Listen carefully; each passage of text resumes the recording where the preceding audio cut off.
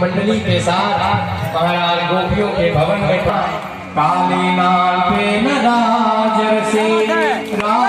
कृष्ण गोकुले अपने मित्र मंडली के साथ जब प्रभावों के भवन में पहुंचे और एक के ऊपर एक अपने चरण को रख करके चढ़ने लगे हैं और महाराज धीरे धीरे माखन का जो मटका है उसकी तरफ अग्रसर हो रहे हैं। वत्सांचल क्वचित समय क्रोश संजात हासः द्रव्यालाभेश गृह कुपितो यात्रोस्यतोता